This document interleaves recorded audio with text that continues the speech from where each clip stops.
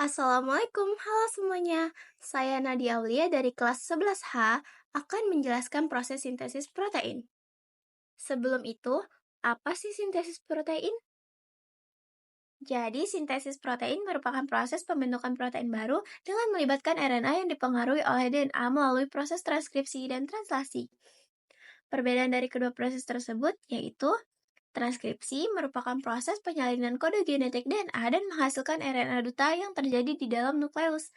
Sedangkan translasi merupakan proses penerjemahan kode genetik pada RNA duta oleh ribosom sehingga menghasilkan polipeptida.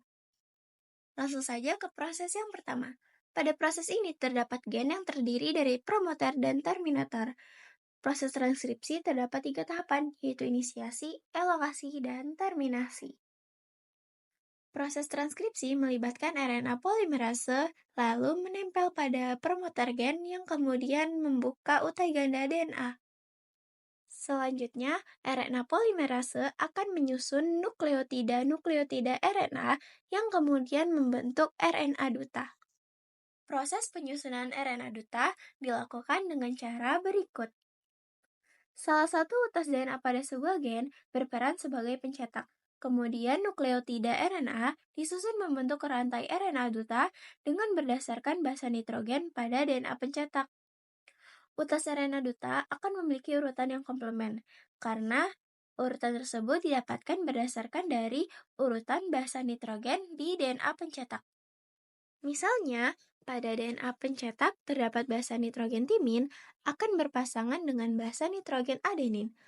Guanin akan berpasangan dengan sitosin, adenin akan berpasangan dengan urasil, dan seterusnya hingga RNA polimerase mencapai terminator.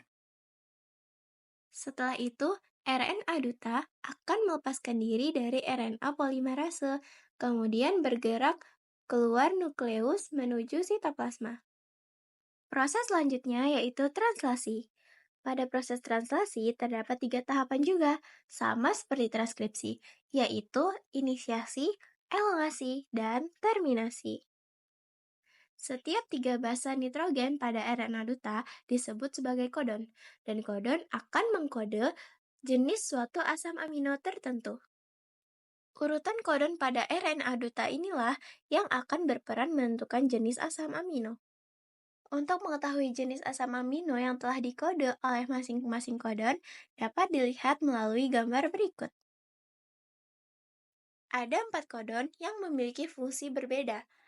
Yang pertama yaitu AUG.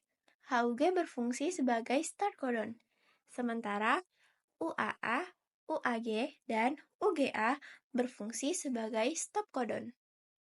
Proses translasi diawali dengan ribosom subunit kecil berikatan pada RNA duta di bagian start codon. Setiap asam amino yang dibawa menuju ribosom oleh RNA transfer bersifat spesifik. Asam amino akan berikatan dengan RNA transfer yang memiliki urutan basa nitrogen komplement dengan kodon yang mengkodenya. Urutan basa nitrogen komplement pada RNA transfer tersebut disebut sebagai antikodon. Setelah antikodon berikatan dengan kodon pada RNA duta, maka ribosom unit besar kemudian berikatan untuk membentuk kompleks translasi. Ribosom unit besar memiliki 3 ruangan yang disebut sebagai situs E, P, dan A. Selama elongasi, ribosom akan membaca kodon-kodon yang berada di situs A. Asam amino yang dibawa yang dikode oleh kodon pada situs A akan dibawa oleh RNA transfer yang memiliki antikodon yang sesuai. Pada tahap berikutnya, asam amino yang berada di situs P akan terputus dari RNA transfernya lalu berikatan dengan asam amino yang berada di situs A.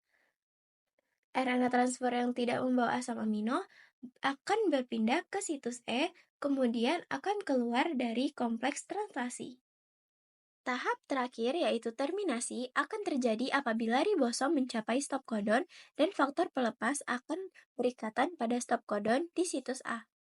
Kemudian memicu polipeptida di situs P terlepas dan kompleks translasi terurai. Dengan demikian, maka selesailah proses translasi.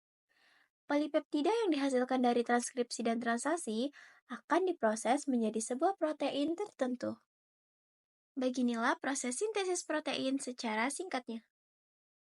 Saya ucapkan terima kasih. Wassalamualaikum warahmatullahi wabarakatuh.